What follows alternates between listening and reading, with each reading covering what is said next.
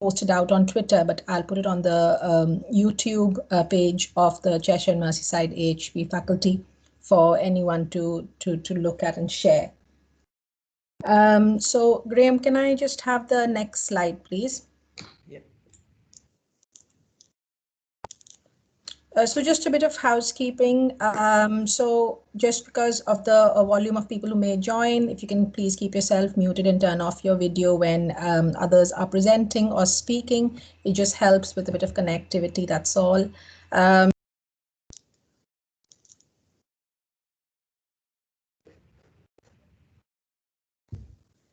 I think someone may have muted.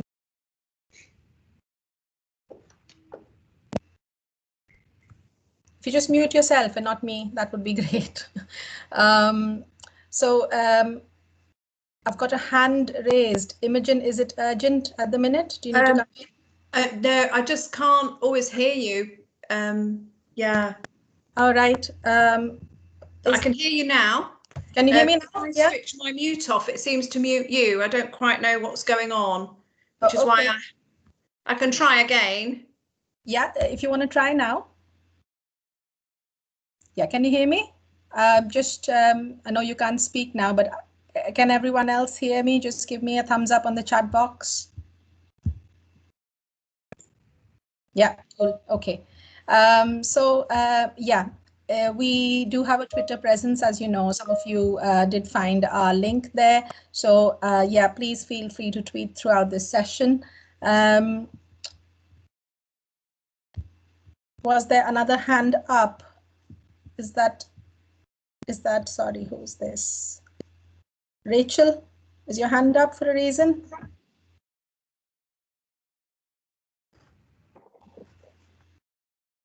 No, okay, that's fine.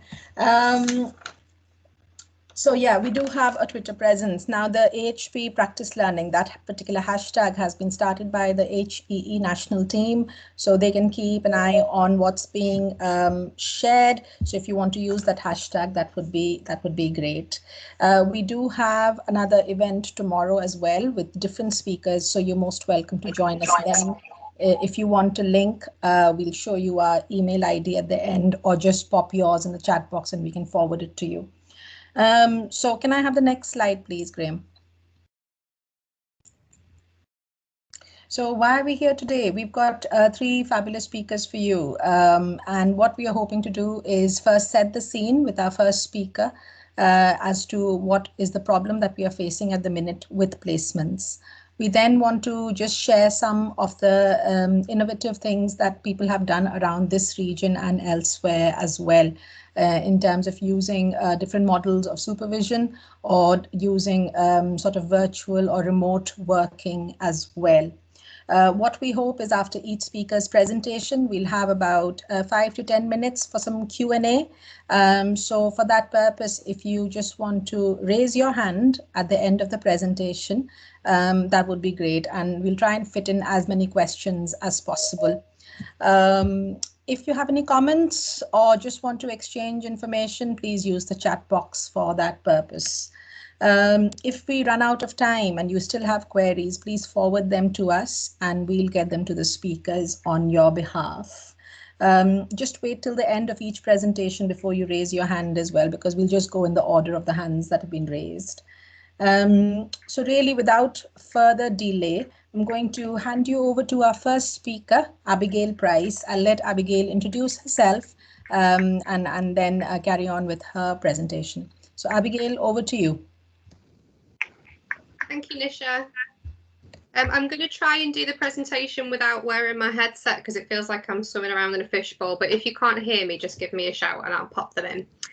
My name's Abigail Price. I work at the University of Chester in the Clinical Sciences Department as a lecturer and clinical placement facilitator for the undergraduate and postgraduate dietetic students.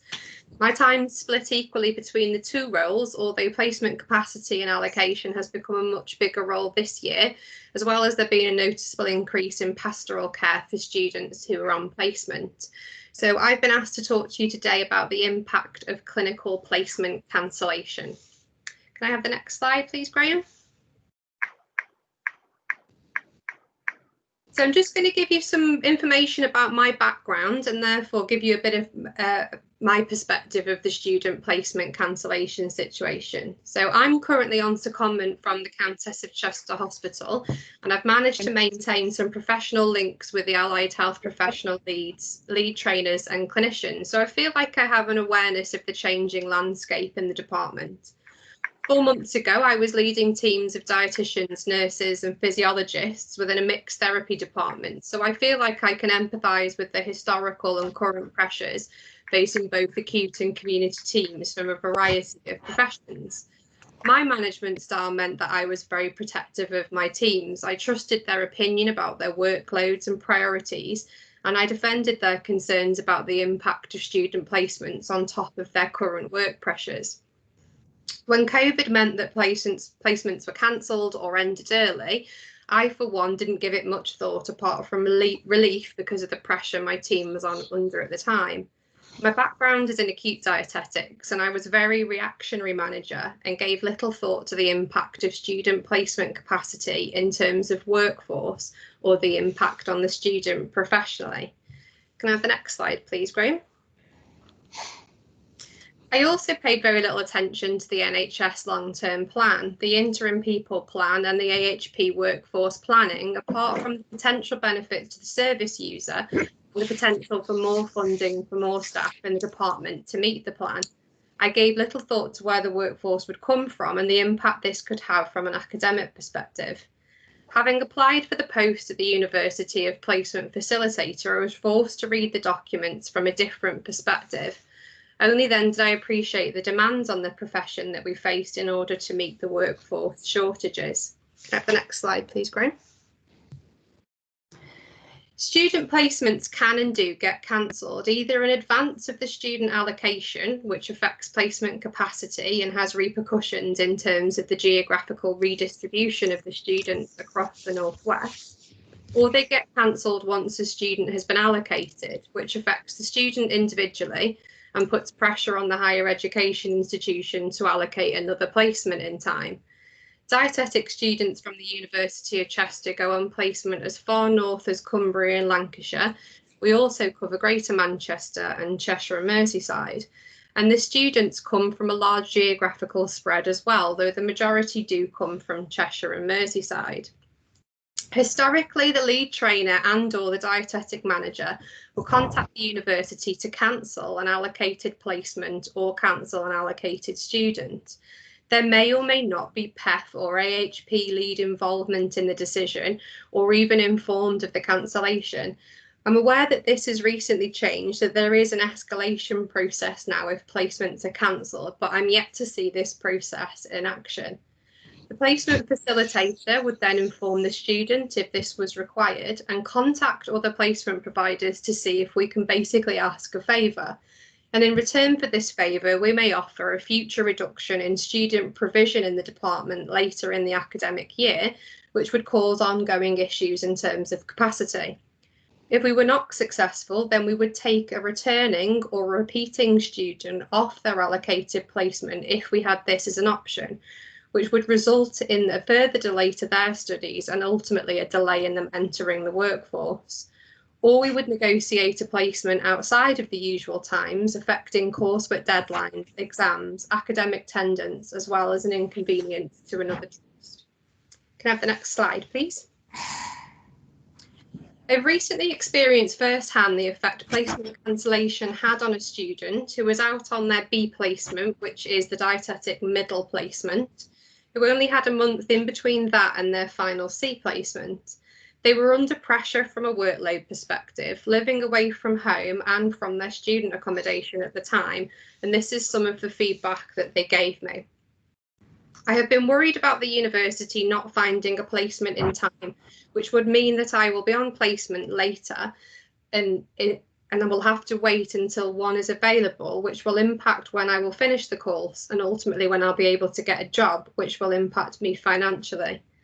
I have put down a deposit for the accommodation for this placement, which has been cancelled, so I will lose this money. I assume I can claim this money back, but there will be a significant delay, and in the meantime, I will need to find funds for a second deposit. This worries me as I am on a budget. I feel this is putting further stress on me as the stresses of completing the degree and placement are already high. From a well-being perspective as well, changing the geographical location of a placement can have huge consequences to a student in terms of having to travel great distances while having to prioritise their current placement and academic demands. This pressure is magnified if the students have young children or care responsibilities, or indeed have health concerns of their own. Can I have the next slide, please, Graham? So why and when do student placements get cancelled? If we look at when, you would assume that dietetic clinical placements get cancelled in winter due to winter pressures and increased demands on the service, or in the summer when there's potential for planned staff absence. You would also assume they get cancelled at short notice, perhaps in reaction to unforeseen situations.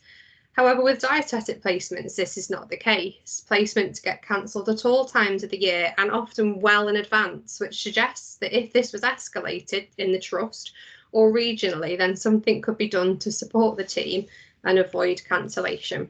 Next slide, please, Graham. By far and away, the most cited cause for dietetic placement cancellation is staffing pressures and time.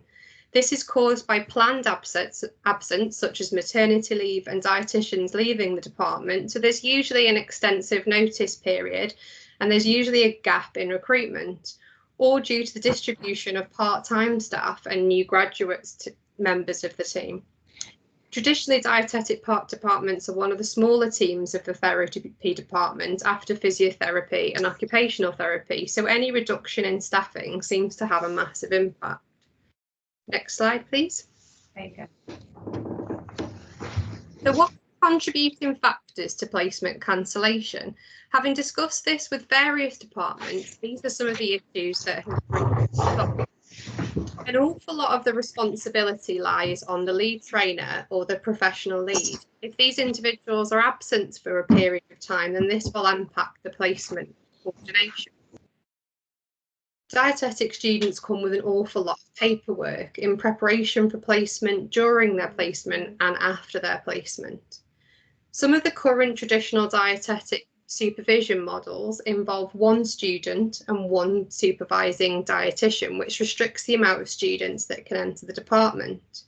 There's a common misconception that some dietetic practice is either too specialist or too advanced for students. The traditional placement model and learning environments has meant that most student dietitians spend 99.9% of their time within the dietetic department with a supervising dietitian. There's a lack of flexibility regarding timing of placements from higher education institutions. And higher education institutions also focus on passing competencies and paperwork rather than focusing on learning experience and considering the potential for work-based placements. Next slide, please.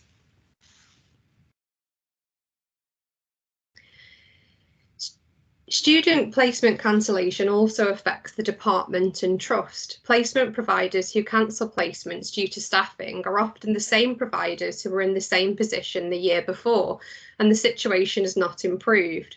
By cancelling placements, the department is not exposing themselves to the future workforce from a direct effect or from a professional reputation perspective amongst students. Students talk, and they talk positively about their placements, and other students who may live locally listen and make career moves based on this. Again, from a professional reputation perspective, students select their preference via geographical location. So again, their future employment is largely based on their final placements.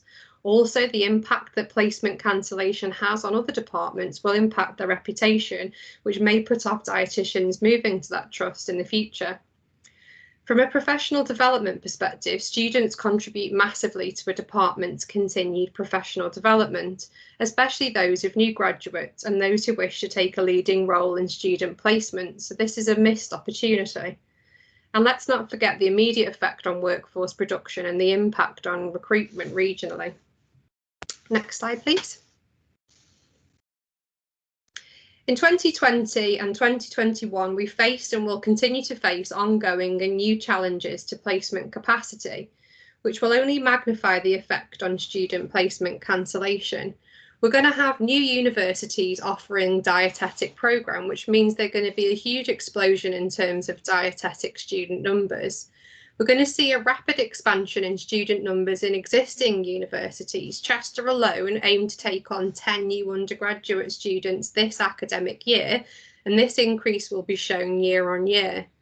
We've seen issues regarding placement providers in terms of staffing and redeployment due to COVID. And we've seen a huge change in clinical opportunities, with certain departments closed down and then reopened and reorganised. We've had logistical issues due to COVID in terms of remote working, staff space and staff absence. Staff and student absence puts pressure on clinical capacity, and students have had numbers of days off for isolation in recent periods, and staff have also been affected by this. Students also have childcare responsibilities and carer responsibilities, which will challenge the clinical placement capacity. And we do see shifts in terms of the geographical demand in placements through the different years of placements. Next slide, please. So what can the higher education institutions do to help struggling teams avoid placement cancellation? We can manage students' expectations in terms of the placement experience and the trust's position in terms of the pressures that they're under. We can manage students' attitude towards their own learning and paperwork and get them to take more responsibility for both. We can reduce the volume of paperwork that is required, or we can put this paperwork online so that we can be involved in the process during the placement. We can gear the placement and the competencies toward learning experiences and creating learning environments. We can take on more of the students' pastoral care. We can teach about new models of learning and learning environments so they can be used during placements. And we can try and link up teams that can support each other during times of staffing pressures.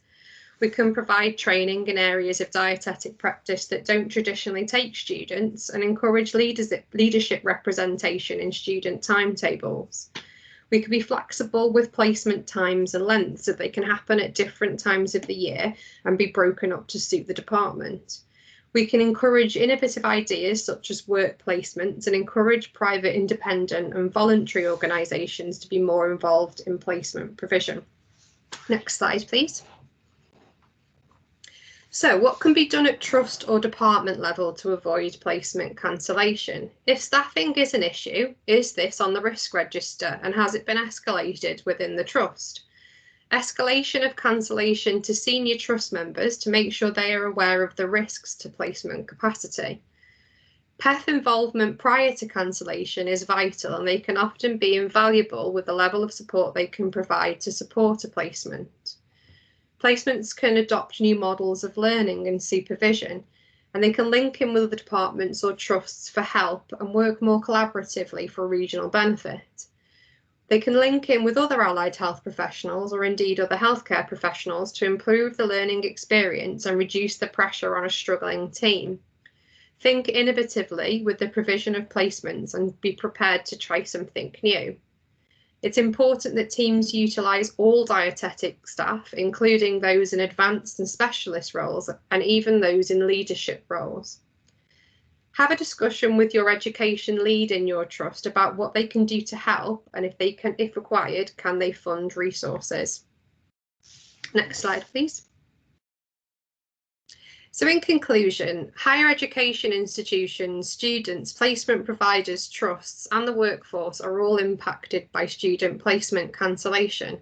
As we see a rapid expansion in AHP numbers in order to meet the NHS long-term plan, the demand on placement capacity is going to increase each year. Higher education institutions and AHP departments need to work more collaboratively and innovatively to meet these demands and to continue to provide a high-quality learning environment. Next slide, please. In order to prevent clinical placement cancellation and ultimately increase capacity, do we need to start thinking about our clinical placements differently? And should we question whether the current clinical placements are producing the workforce that the profession requires? Next slide, please. Thank you for listening, and I'm ready for questions. Thank you, Abigail. Thanks for that. That was great, just to set the scene of what's really happening in definitely in the Northwest with the dietetic placements. So yeah, if anyone would like to ask a question of Abigail now, if you just raise your hand and we'll invite you to speak, if that's okay.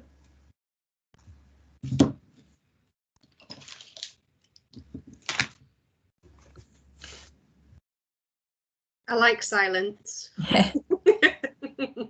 If no one's got any questions now but want to come back later after all the Abigail, are you staying back for us or? Yes, I'm going to hang around for a bit. Yep.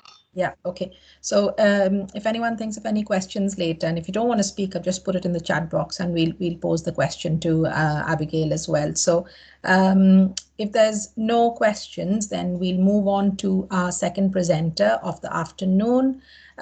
So Maria, if I can invite you to introduce yourself and please start the presentation. Thank you. Maria, over to you.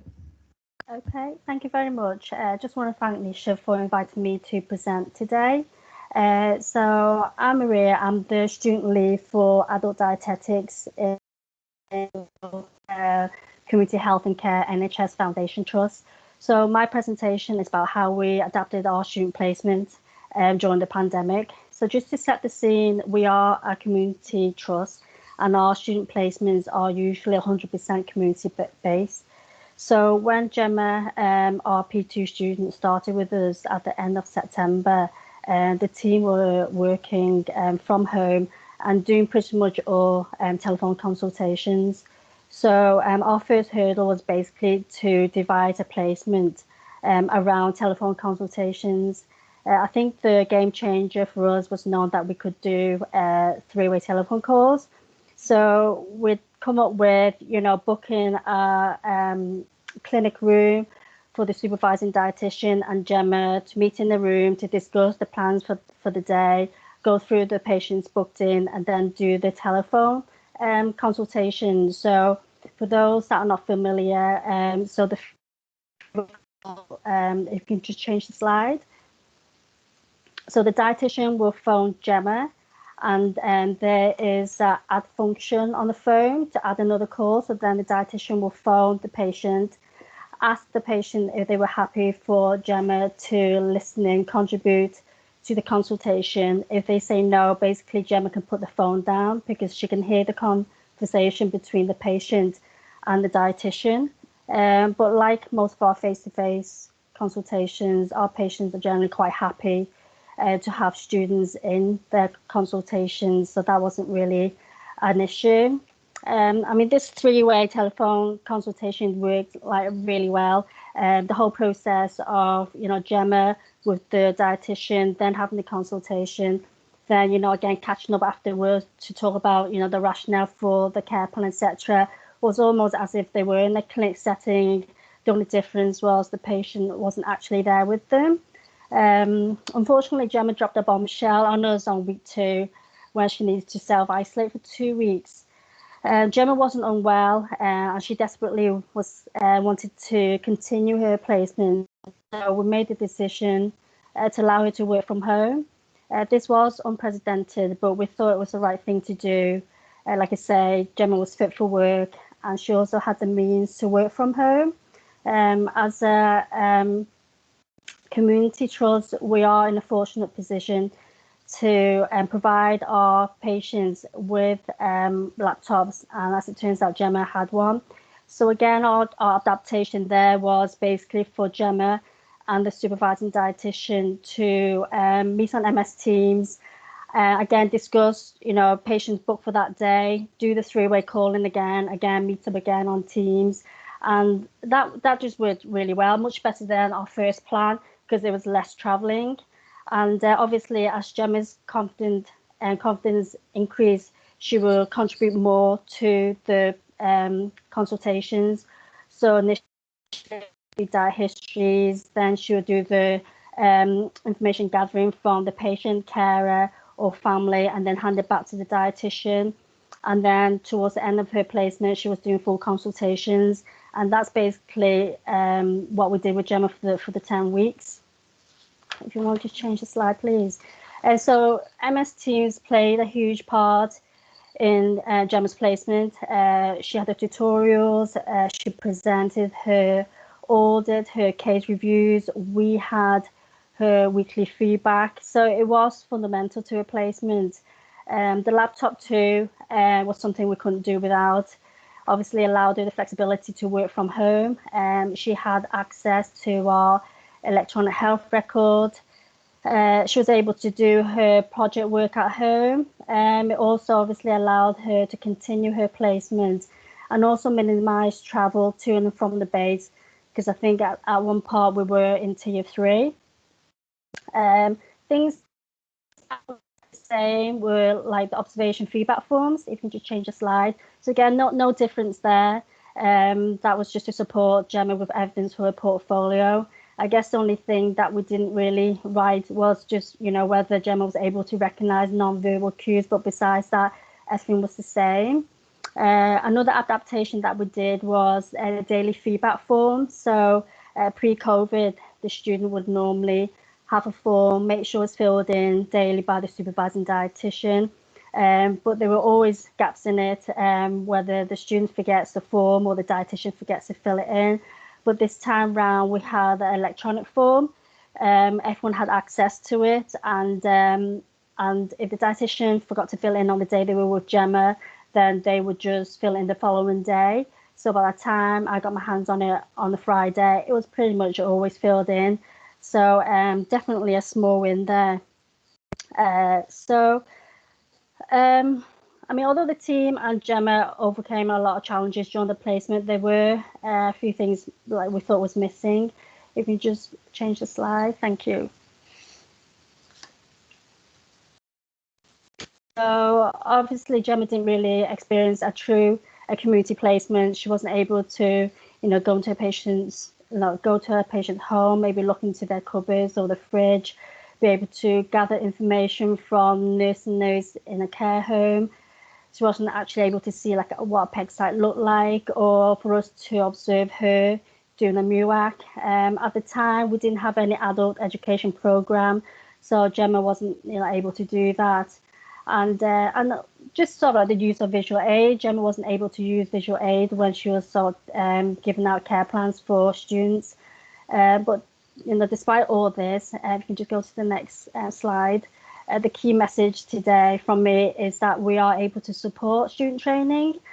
Students are able to vastly increase their knowledge base and skills and meet their competencies and pass their placements. I think as placement providers, we just need to be, flexible in our approach and, if possible, provide students with equipment to allow them to work remotely. Obviously, with students working from home, it's just having that discussion with them about, information governance and, just seeing that they have got, a private room so that they're not disturbed during consultations. And that's all I've got to say, really. Thank you. Next slide, just if there's any questions. Thanks, Maria. That's great. Great to hear your experience. So thanks for sharing that with us. I think we've got a question from Beverly. Yes, thank you. I was wondering, we've just had a student with us on a virtual placement, totally virtual placement. I was wondering how you got the money for, I've got several questions, how you got the money for laptops, first of all. The second thing was, how did you, the feedback form, was that filled in by individual clinicians over a week, or did they fill one in individually, or was it just an amalgamation? Well, just for about the laptops, like I said, because we are community trust, a lot of the staff already use laptops anyway. There is at times some hanging around. So when we do have students, we'll just ask IT if there is any for our students. And like I say, we did actually get one for Gemma. In terms of the feedback forms, I'm not sure whether all placement use them. We just have like an A4 form Monday to Friday, and there's just like a little box that we just fill in about what Gemma did, what she needs to work on. And like I say, it's just handy for me when I'm doing the feedback at the end of the week, how it's got on, really. Right, thank you. I just wondered whether everyone just filled that one form in over a week, or whether it was done on a daily basis. Oh, sorry. One Yes, for every day. Yes, it was completed every day by the supervising dietitian that was with Gemma on that day. Okay, thank you. I've just got one more question about countersigning the notes on your systems, electronic systems. Did the IG allow you for the student to download, because it was a trust laptop? Presumably that's the case, but how did she actually get the notes countersigned? Was that easily done? Because she was virtual. So we have a system where we have a different, I don't know what you call it, but if it's a student, the IT system is aware it's a student. So when they fill in anything on our electronic record, it'll pop up that it needs countersigning. So again, our team will get a pop-up that Gemma has completed her part of the consultation, and then we need to go into it to countersign it. Okay, thank you very much. Okay. Thank you, Beverly. Do we have anyone else who wants to ask a question of Maria? Maria, can I ask a question while we wait for people to ask here? What was the feedback from Gemma regarding the placement? The feedback, well, I mean, Gemma is here today, but she really enjoyed the placement. She felt that she got a lot out of it. I think she was a little bit concerned maybe she would have wanted more, obviously more face-to-face interaction with patients, but you know, she did see maybe a handful, but obviously not really enough to really appreciate, like I say, what a community placement is about.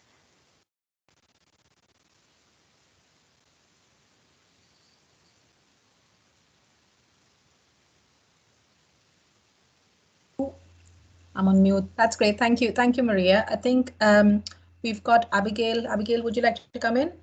Yeah, sorry, it was just in response to the student who was with Maria. I actually kept in contact with her while she was on placement and then following her placement, and her overwhelming emotion was gratitude that the placement had continued and that she was getting quite a lot of experience in terms, yes, it wasn't face to face, but she was getting to talk to a number of students throughout the day, and she was very impressed with how innovative the department was. I think what my role was in that position was to reassure Gemma that she wasn't getting the traditional experience, and yes, she might not be getting face-to-face contact, but she was getting a really different experience. That was meaning that she was having to use different skills, and those skills will be very useful in the future. You know, she's got resilience, she can change a plan. She was working with a team remotely that she wasn't seeing face-to-face, and she was able to manage that situation well. So although it wasn't traditional and it wasn't, you know, didn't cover absolutely everything that she felt it needed to, we managed her expectations of the placement and she had an interesting experience. Thanks for that, Abigail. Great to hear your perspective from the university as well. Any other questions for Maria at all at the minute? Maria, in that case, I have another one for you. So when you adapted the placement, did you find that you had to go back in touch with the university to make sure that what you're doing is actually going to then help Gemma achieve her outcomes for the placement, or was it quite done at the spur of the moment type of thing? How did you manage that bit? We didn't get in touch with the university, but we felt that doing telephone consultations wasn't going to be too dissimilar to face-to-face. I mean, like I say, Gemma was listening in, she was contributing to the consultations, things that she wasn't familiar with, and she needed to basically go back and find out, you know, about different dietetic conditions and so on. So she was still learning all the sort of like clinical work that she would do face to face. So we didn't see that much sort of like difference in terms of her knowledge base. Her knowledge base still increased like you would expect all students to increase. And she found strategies to help her to maybe improve, for example, the consultation, or, you know, help her to remember different types of medication and what they for, or side effects. So, which is what all students do. They find ways to improve their clinical practice, and that's what Gemma did. Thanks for that, Maria. While we wait for anyone else to ask a question, there is a question in the chat box, and it may be for yourself, Abigail, or for Maria, but it's from Gillian around could student allocations be coordinated centrally within each higher education institute, i.e. AHP, pre or post-read students, etc., and then fed to trusts and organizations as multidisciplinary teams capacity can be monitored and addressed. For organizations that have PEFs, the PEF team should be advised and involved. Working collaboratively and meeting learning outcomes in no traditional ways could be beneficial to all. So I wondered, Gillian, was that a question for Abigail that you wanted, or was that just a general comment? I'm happy to answer it if that helps. Yeah, go for it. Yeah, Jill, that would be my dream. I would love it if that would happen, if it could be done more centrally. The barrier to that is that, I mean, at least in Chester, from an AHP perspective, we only provide students who are dietitians, but we do have nursing students and we do have physician associate students. And actually, if we could work more collaboratively with them and placements could be allocated centrally with them, that would be fantastic. But to take it one step further, why can't placements be allocated from a regional perspective? So if more dietetic courses are going to start running in the different geographical areas, would it be possible for them to be organised and allocated centrally? And it would be brilliant if we could liaise directly with the PEFs or the education teams within the trusts, rather than having to take up the time of the clinicians as well. So yeah, if we could centralise that, that would be my dream, Jill. Thanks, Abigail. Gillian, did you want to come in? Your hand is raised.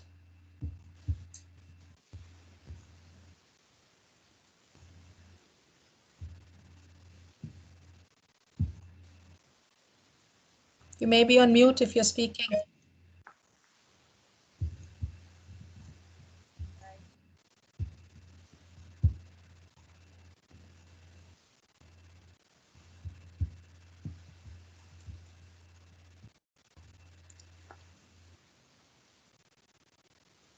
Right. I'll just read out what Gillian's put here as well around with the increased virtual and agile working environment within placements, there's a need to support students' placements with laptops. And as a trust, they've used charitable funds to buy student laptops. And other funding streams are required, example, partnership funding between organizations and HEIs. I just want to come in there as well.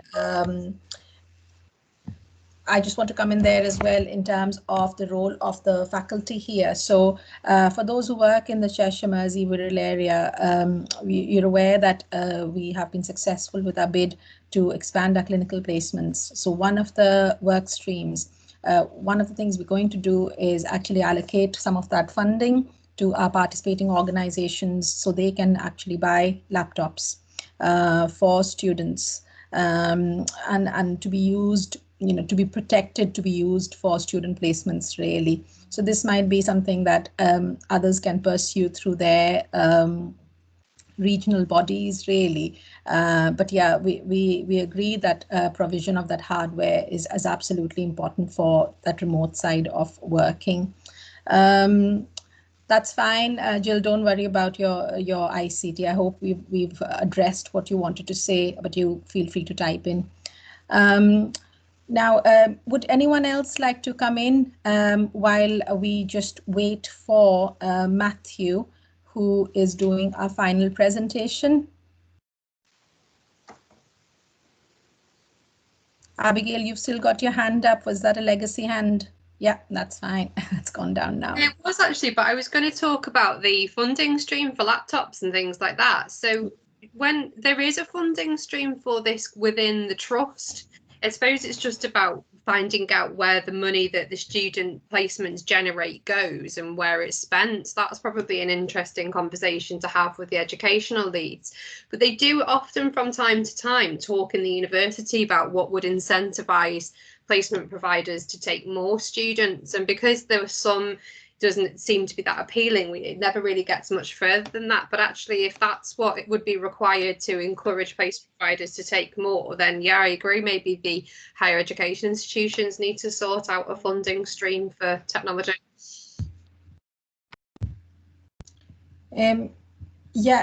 So yeah, I mean, with regards to getting the laptops, there's a few things that organizations can do, Abigail. One of the things you've pointed out is try to find out where the placement tariff money goes, really. But in the immediate, if again you're part of the Cheshire, Mersey and Wirral area and you're part of this bid, if you want to come and join our work streams, again, drop us an email because they are due to start in January of next year, where we'll be looking at procuring the laptops, but also then looking at the information governance side of things as to what students need to be made aware of, etc., when they are remote working from home, especially accessing patients' electronic records or conducting virtual appointments via Attend Anywhere or MS Teams, etc.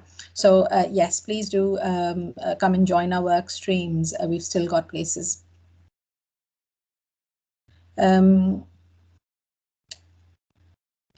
Beverly, did you want to come in on your point?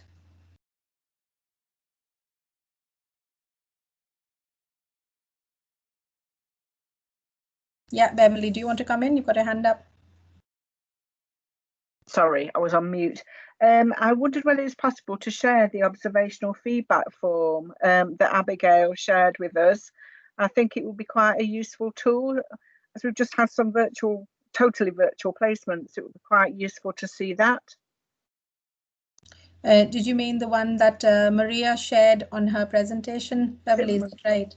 The observational feedback form. Yeah. Forgive me. Yeah.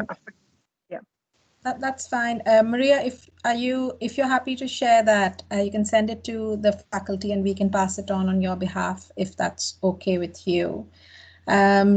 There's a very good point made in the chat box from Jane, who says that there's a quick guide to text placements out due to be released from HEE.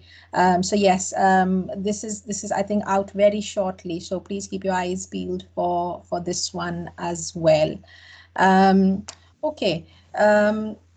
What we're going to do is, while we wait for Matthew to join us for the final presentation of the day, I'm going to just ask everyone to take 5 minutes of a comfort break, if that's okay, and then rejoin us. But we'll be on the call if anyone wants to exchange any emails or information with us. But yeah, let's take 5 minutes comfort break. So if you can be back for about 5 to 2. That would be great. Thanks, everyone. See you in a minute. The project team are hanging around here if you want to speak to us.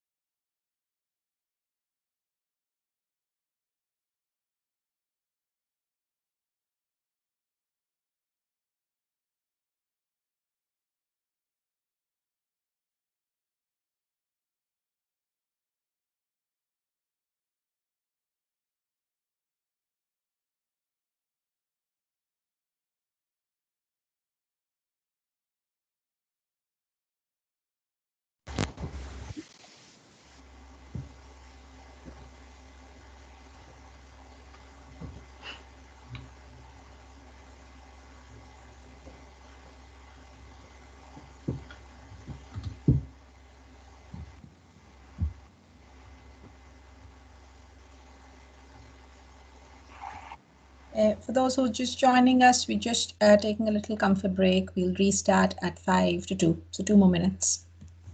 Thank you. Sorry, I apologise for being late. I might get a little bit out of it. Don't worry. Is it the same presentation tomorrow, or are they different? No, it's different. All right, okay. I'll be Yeah. there tomorrow. I had a meeting that I couldn't get out of. That's fine. We are recording this. We'll be putting it up on our YouTube channel, and we'll circulate the link via Twitter as well, and internal email. So you might find it that way as well. That's brilliant. If it could be emailed, I'm not on Twitter, but on email, that'd be brilliant. Thank you. Yeah, if you just pop your email in the chat box, that's great, Emma. Ah, brilliant. Thank you.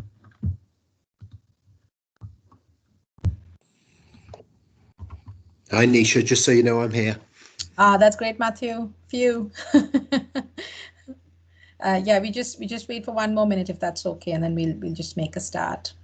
That's fine. No rush. Apologies, I couldn't join earlier. I just had an FCP in clinic and needed some support. All right. Hope everything's okay.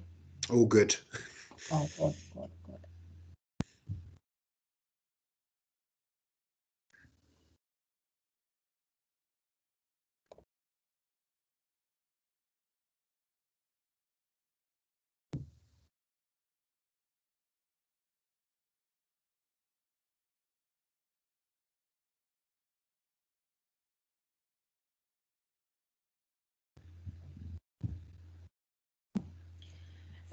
So hello everyone. My laptop clock is saying it's 5 to 2. So safe to say we'll make a start. Hope you've had a chance to just grab a drink of water.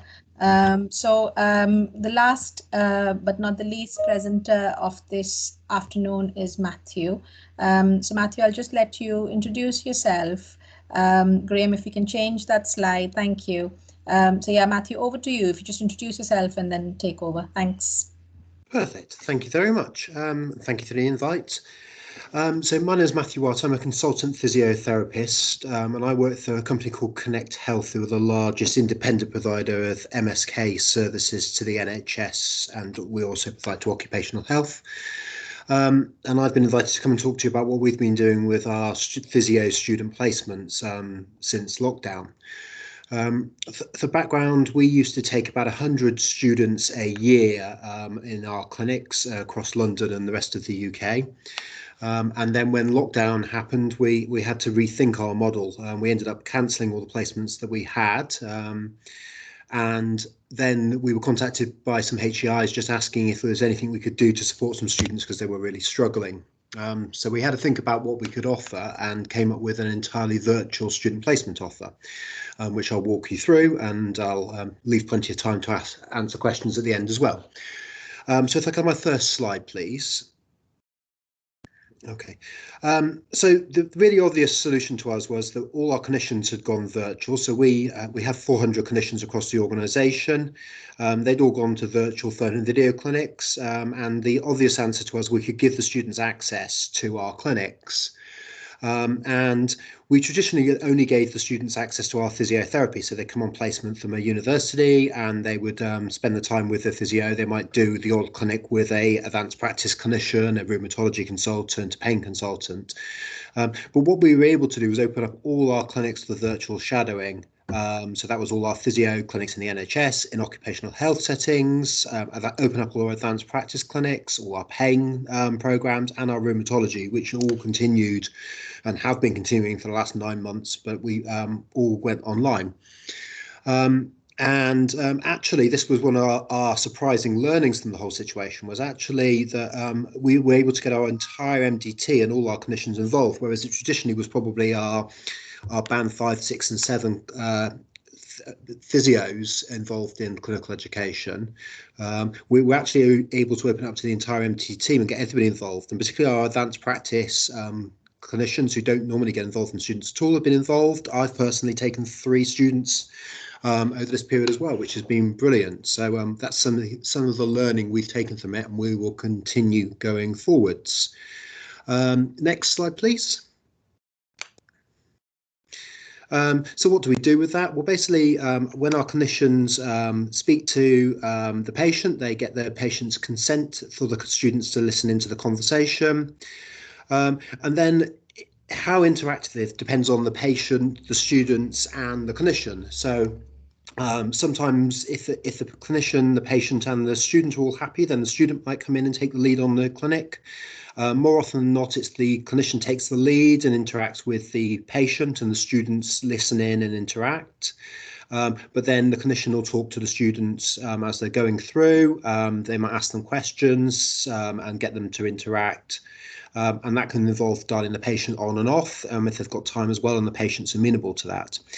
What our second kind of golden gem we found from our placements, though, was actually the students started interacting really brilliantly with each other. And we potentially had sometimes a high number of students on a call. At one point, I think we had 25 on one of the early placements with Andrew Cuff, who's one of our consultant physios, had 25 students shadowing his clinic at any one time. And what we found was there was a really rich conversation going on between the students, because they were all on teams like we are now, using the chat function to actually discuss the case and the patient. And the peer-to-peer learning really came through really strongly there. What we also do is encourage the students to write up, either write their notes as they go along, so they're practicing their SOAP notes, or if they're taking the consultation, they take the notes. Also to do reflective pieces, or to do some research on the back of it. So each patient, they can pick a bit of learning and take it forwards. So that's been our core offering, and it's worked really well, and the learning's been quite diverse. If I have my next slide, please. Brilliant. What we also felt was that we could get our students involved in delivering some patient rehab and education. What we did at the start of the pandemic was we switched a lot of our resources onto Facebook, and we ran some Facebook Live sessions with myself and a few other clinicians doing some sessions. So we were doing some rehab groups and some patient education sessions. What we worked out pretty early on was we could actually get the students to deliver this for us. So instead of doing maybe a couple of sessions a week with our clinicians, we actually do a couple of sessions a day with our students. We have up to 60 students on placement with us at any one time on a virtual placement, and during the course of the day they can be delivering virtual rehab and patient education across the course of the day. How we do this is that we get the students design the program. They then run this past their clinical mentor, who will sense check it, redesign it, talk it through with them. They'll practice it. They might get some peer feedback, do a video and share it with peers. And then once we're all happy, then we put the content live on Facebook, and it sits there as a public health resource, which our clinicians direct our patients to, but it's open to the public as well to access those sessions. And again, we've got some really rich learning from this, because traditionally physio students would come out and they'd see an osteoarthritis knee class or a back class, and what they'd do is they'd watch the physio that's running the session, run it for a few weeks, they'd start to get more and more involved, and by the end of the placement they'd end up running the session. But it was very much a see it, copy it model. With our Facebook Live sessions, they have to design their own content, so they have to go away and research what a good exercise program would be. They have to decide what educational content they're going to put beside it, and they design it all. And actually, the feedback's been that's been a richer learning experience than just copying somebody else's class. Different, but a rich learning experience from that point of view. So that's what we did from that point of view in terms of delivery. Can I have my next slide, please? So this kind of outlines our approach that we took to Facebook. So we did some initial teaching with the students. We taught them about how to do remote rehabilitation, education, exercise programs, did some basics like IG, so don't have any personal pictures in the background, make sure you're in an appropriate environment. Time to go away and plan the sessions and talks, present it back. And then what they do over the course of the placement is they deliver 3 sessions, and the aim is that each session is an improvement on the next session. So they'll take feedback from their peers, and we put them in groups so that they'll work in a group of 3. So they'll get peer reviewed by 2 of their peers, they'll get peer reviewed by the mentor, they'll get feedback, and then the next week they'll do the session again, and we hope to see that the learning and feedback is taken on board. Next slide, please.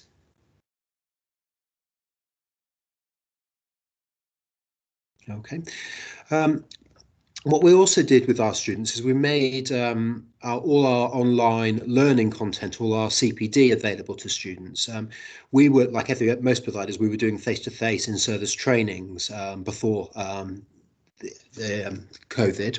But what we quickly did was we moved all our sessions onto Teams like this and started recording them so everybody could access. And what we did was we rapidly built up a library of content. So we had clinicians doing case studies and presentations and in-service trainings online. And what you can see on the screen is we created just our own website called the Connect Academy, and we just posted all our content there. What this meant was that students could get access to all that content, and it meant that that would replace the in-service training part of the program. And then what we also did was we got the students during their placement to produce some content as well. So each student had to produce a case study presentation. So one student placement patient they'd seen on placement, so that and they had to present that back with the research around it to their peer group. And what we also got them to do was do a case presentation, sorry, not a case presentation, a presentation on a topic of interest to them, like acupuncture or OA knee or back pain or sleep. So we got them to do presentations, and what we did was we structured those into mini student conferences. So again, we put them in small groups, and what they do is they have a slot to present at the end of their placement, and they present to their peers as well as the clinical educators, and they do mini conference presentations which work really well. They get good feedback from peers. It's less threatening than standing in front of an in-service training in front of the team full of physios. And that's worked really well in terms of getting them to get some CPD, but also deliver some CPD in content and plan it. Next slide, please. So yeah, this is what we gave them access to. So we gave them access to our full library of 20 minutes CPD bite-sized cases, which we were doing during the pandemic to keep our clinicians in touch. Our 30-minute case studies, and by the end of the placement, they had to design and deliver one of each of those. Next, please. How do we support the students on placement? So we appointed a placement coordinator. At the start of the pandemic, like most services, we were pretty quiet. So we were able to allocate a full-time clinical coordinator to coordinating the student placements. More recently, that's become funded as part of the HE clinical expansion program funding. So we still have a placement coordinator. And that's really been a vital part of this model, that they are the touch point for the students. They support the students, coordinate, induct them, and work with the HEIs. So that's been a really important role, and something we didn't have before. We'd just allow our educators and our mentors to coordinate the placements and do all the liaison, but we think we'll stick with a national placement coordinator on the back of this. We also put a Facebook education lead, because we were asking them to do Facebook classes, we felt that we needed somebody to support them, that would do some teaching with them and support them to develop programs and give them feedback. So we put a education lead there. We allocated every single student a mentor. This was slightly different to a clinical educator, and we deliberately called it mentors. The mentor looks after the student. They set their goals at the beginning. They do their weekly touch points. They do the assessment of the student, and they're there to sort of help and support the student throughout the course of the placement. But the mentor isn't a clinical educator, as in they're not with the student all day, every day. They spend as much or as little time as needed with the student and support them, and they'll help guide them through the placement. Our placements have been described by a few as a little bit kiddies and sweet shops, and that's really where the mentor comes in, because they've got so much choice. So they can engage with our CPD that's online. They can drop in and out of any clinic they like. So that can be physio, CAT, rheumatology, pain. What the mentors do is keep the student on track with what are their goals and objectives. Okay, what are you going to do this next week that's going to help you meet those goals and objectives, and they support that. We've enlisted all our clinicians in the organisation to provide clinics to shadow. So the vast majority of our clinicians provide a clinic on a regular basis where the students can drop in and out of, and they can join in.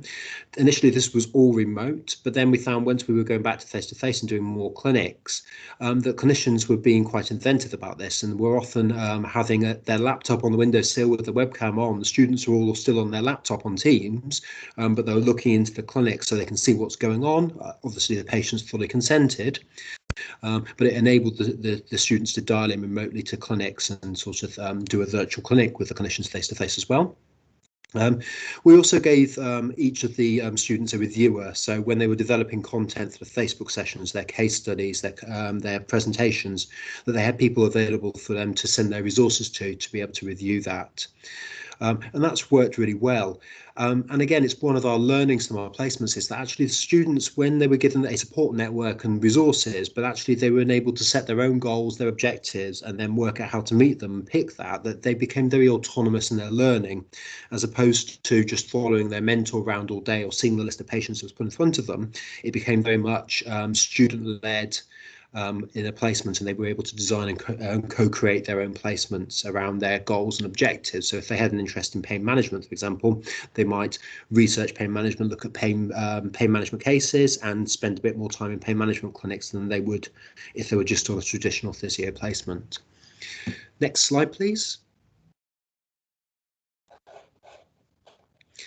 Now, evaluation and assessment was the thing probably that worried most of us the most about how we were going to assess the students while they were in placement, particularly when we weren't in clinics with them. They were all in the comfort of their own home, and often our clinician was in the comfort of their own home or a health centre hundreds of miles away. But actually, evaluation and assessment was really quite straightforward. Because they're doing lots of different things, they were able to generate a lot of evidence, and they brought the evidence to the end of the placement. So we created just shared folders on Teams again, where the student and the mentor would share a folder, and every time the student read a paper, they did a reflective piece of writing, they wrote some notes, they put their workings for their exercise class, their presentations, they were able to co-access those, and it built over the course of the placement into quite a nice dossier of evidence. I personally took 2 of our first cohort of 20 students when we started this back in May, and I was amazed at the end of it by actually how much evidence they presented to me. I went in the night before their final appraisals to kind of read through it all and to prep for their final appraisal, and it was overwhelming with how much evidence that they had produced during the course of the placement. And in fact, I ended up taking the approach of asking them to show me evidence against each of their objectives on the placement and each of their criteria on their marking form, which they were able to do. And again, because we asked them to do 2 different types of presentation, we asked them to design and develop rehabilitation classes, which we put on Facebook, we were able to see their response to feedback and actually see the net products at the end of it, which we could then evaluate. Next slide, please. This is just an example timetable of what our clinics would look like for our students. And again, we left it very much up to them. There was obviously things they had to do. They had to do the induction. They had to do some goal setting with their mentor, but then they could pick and choose how they spent their time. My last student was one of these people that likes to get up early and crack on with things. So she was getting up early in the mornings, prepping for clinics. Then when the clinics were starting about 8:30, 9 o'clock, spending a few hours in clinic. And then she was spending the afternoon going away and researching what she'd seen in clinic, reading around the subject, or prepping her sessions or presentations, and that worked really well. Other students spend more time in clinic. Again, they decide what they do, and they just have to produce the evidence that they've used their placement effectively. And we also get them all to diarise their placement, so they're clearly logging all the time what they're doing, and the mentor would on a weekly basis review their diary for the week just past. Okay, what have you done this last week? What have you learnt? What's your plan for next week? Okay, how can we factor your diary in to accommodate that? Next slide, please. And this is just a summary to date. So again, bearing in mind at the beginning, I mentioned that we took about 100 students a year within the organisation prior to the pandemic. Since May, we've actually managed to take 247 students. I think our last cohort are just finishing off before the Christmas break. We've managed to take 247 students.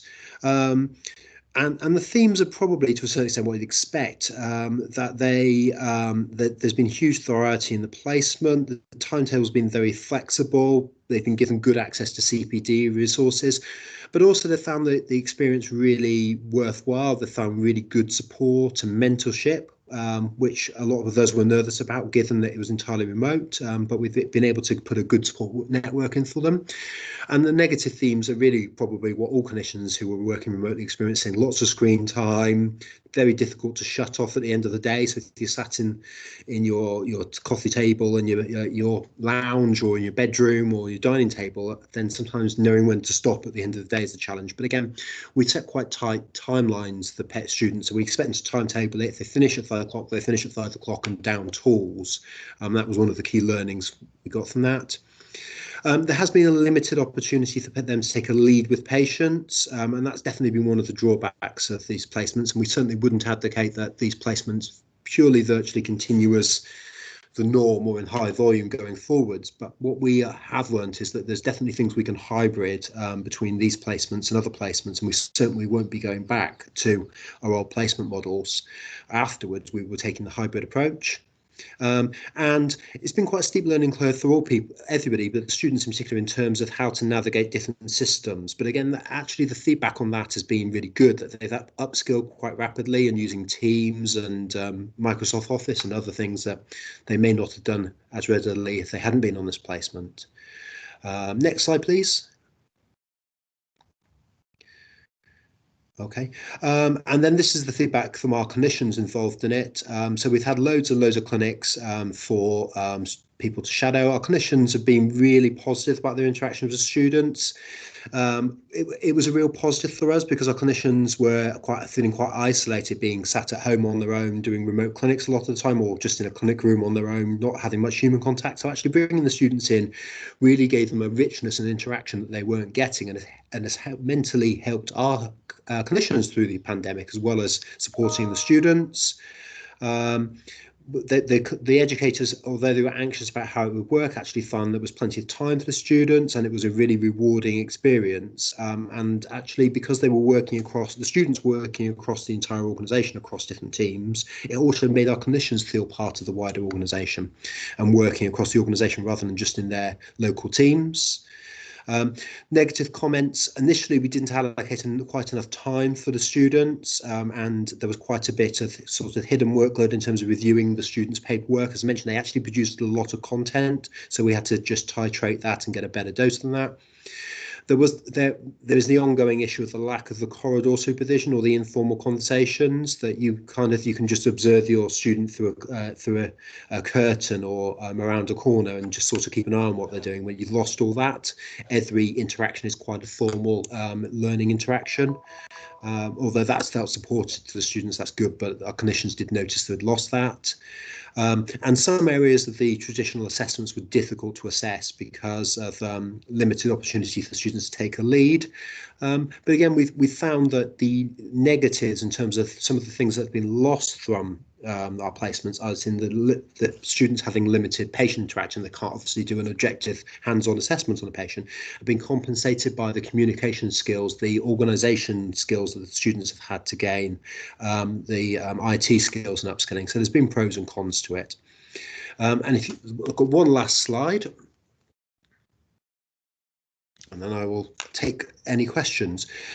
So we just produced this 8-point guide relatively early on in terms of our learning experiences. So what we found was just thinking about how you can structure your placements for students and what opportunities you can offer.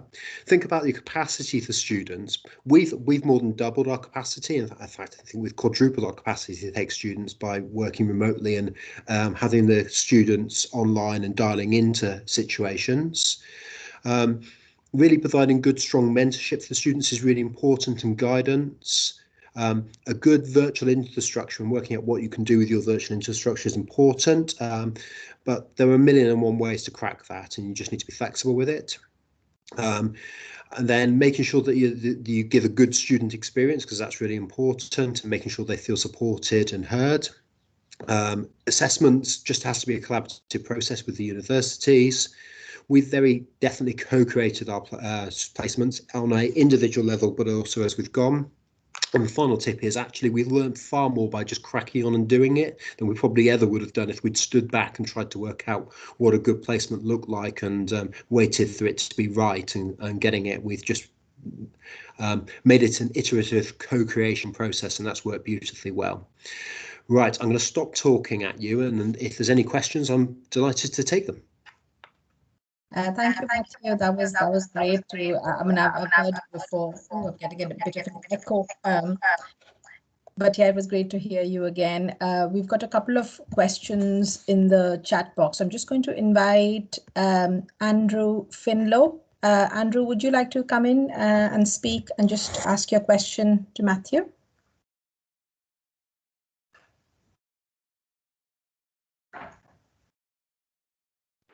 Hi, Matthew. Can you hear me? Hi there, yeah, we can hear you.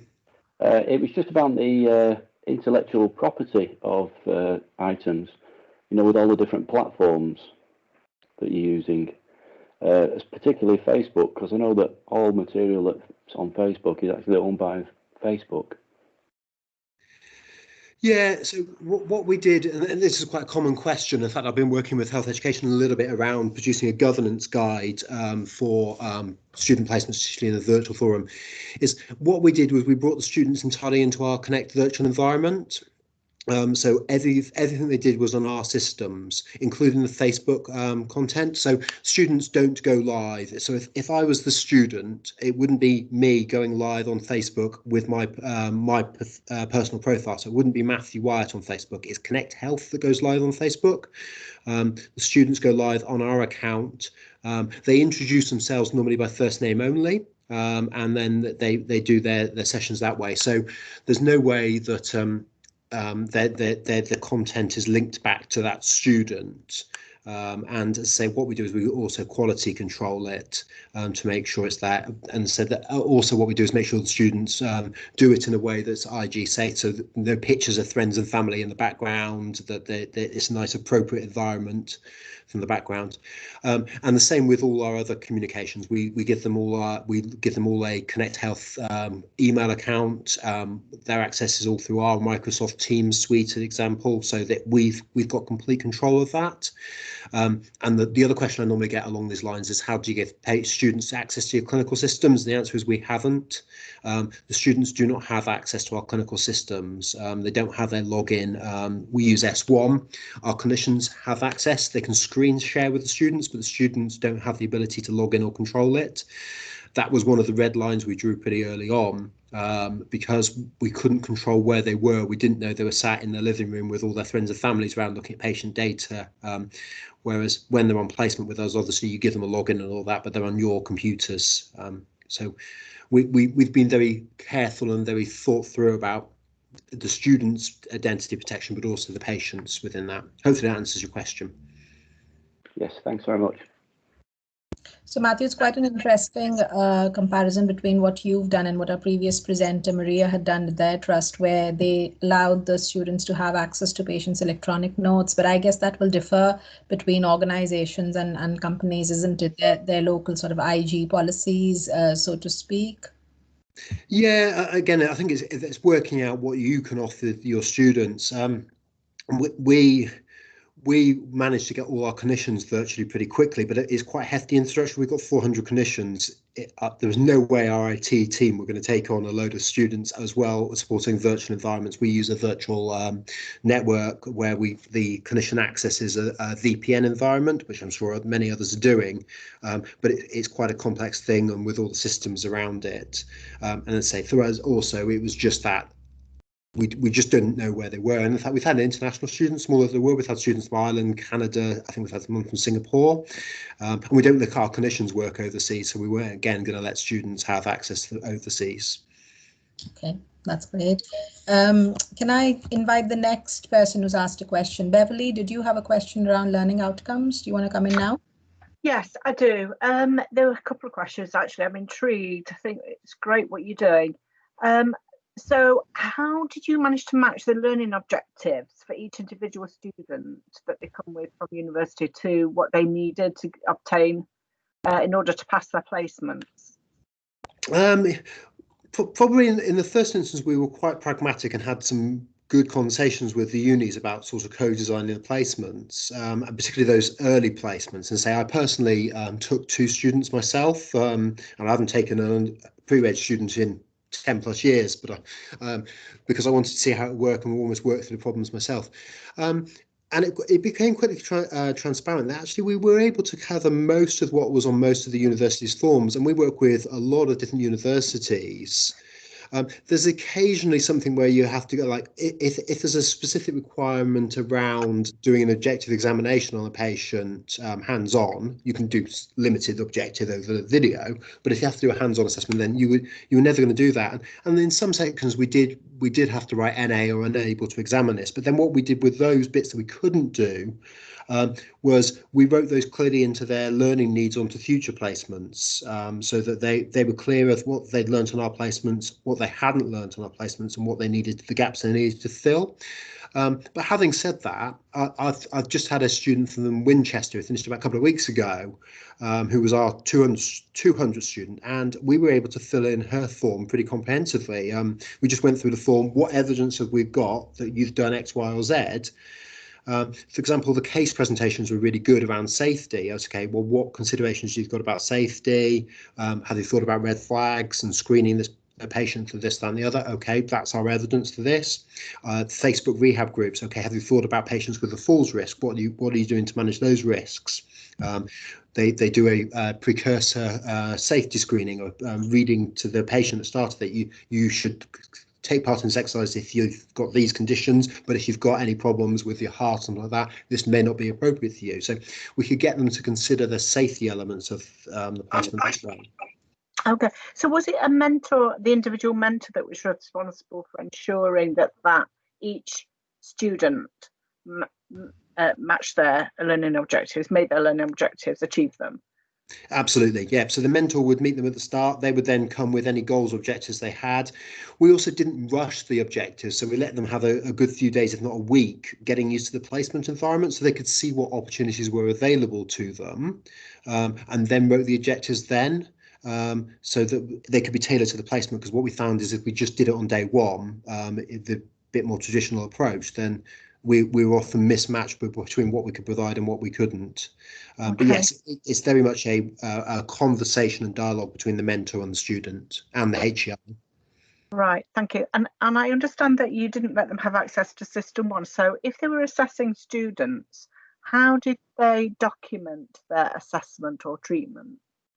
Yeah, so if they were, again, what we did is kept it relatively loose, depending on how the patient, the student, and the clinician felt about the situation. And we had some really tech-savvy students who were doing some amazing things, and we had some that were less tech-savvy. And the same with our clinicians. Some of our clinicians, the phone was about the limit of their tech experience, and they weren't prepared to venture into virtual consultations very much. So we left it on their terms. So example would be that sometimes the student would be taking subjectives from the patient over the phone, and the clinician would just type the notes for them as they go, which is something I do in practice anyway. If I'm in clinic with another clinician, I might say, right, I'll take the notes, you crack on with the patient. Other thing they'll do is they'll just type the notes onto a blank Word document. Again, it's our Connect system Word document, shared document, and then the clinician just takes it off the Word document, the shared document on Teams, and copies and pastes it into the clinical record. Okay, so you used a Word document, did you, to do that? Yeah, with 0 patient identifiers on it, because it wasn't, although it was on our platform, it wasn't on a secure patient system. Yeah, okay, thank you.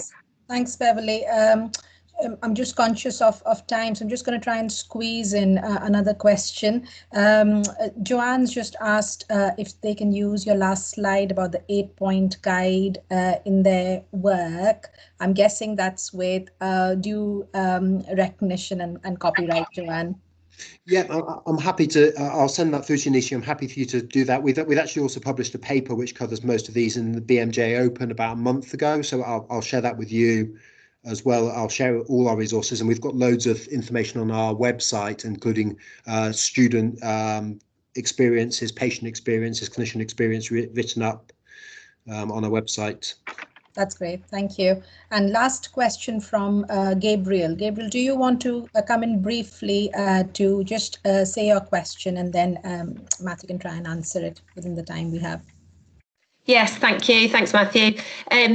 So it was really, so I work in MSK, head up a team of physios. It was really to see what you envisage in terms of moving forward. So you're talking about a hybrid model now rather than just purely virtual. I think we're all moving towards that, aren't we? And kind of the holy grail is what works visually, what doesn't work well virtually.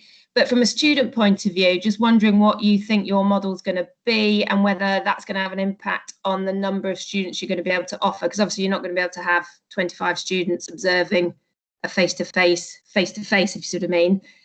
So yeah, I was just wondering what your thoughts are around that. Yeah, it's something we're still working through, but yeah, definitely. I think we're looking at is keeping some of our induction online and even recorded, because doing the same induction over and over with different cohorts and different students seems a bit daft when you can just do it digitally, and they could even watch it before they join you on placement. Also, I think remote access to clinics, particularly the more specialist clinics. So again, you said we can't have 25 people face to face, absolutely, but there's no reason why we can't have 25 students virtually observing a rheumatology clinic or pain specialist clinic. So we'll probably keep some of those clinics where the students are less hands-on, it's much more observational for them, and give them those opportunities. All the shared technology documents we'll keep, so the shared Teams documents. We were doing some shared documents because across our teams where they were feeding back on students if they sat in with them. But I think we'll make the shared documents, and then probably what we tended to do, which probably a lot of the other MSK departments have done in my experience, is you tend to try and get the students in a lot and give them lots of patient mileage. And we've actually found that seeing less patients and having more thought time has been richer in their learning experience. So we probably will timetable the students to have less patients and less time on site, which will mean we can probably take more students. They might do 2.5 days on site and 2.5 days off site, which means you can double the number you've got in clinics. So that's the sort of stuff we're looking at the moment. Brilliant, thank you. Thank you. I think we'll have to wind it up now. We've finished bang on time, so that's great. I just want to take the opportunity to thank all our 3 presenters for this afternoon, and all of you who have taken the time to attend and engage with this afternoon. We have a similar afternoon tomorrow with different presenters, so if you're able to join us, please do. We've put on that last slide our contact details if you need further information or links for our event tomorrow. For those who work in Cheshire, Mersey and Wirral, we are your faculty here to support you with placements. So if this has inspired you to think differently, and if you're still not part of our work streams, drop us an email and you can be part of those work streams starting in the new year.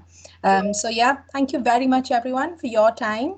And if we don't see you again, have a lovely Christmas and New Year's. Thanks everyone. Bye-bye.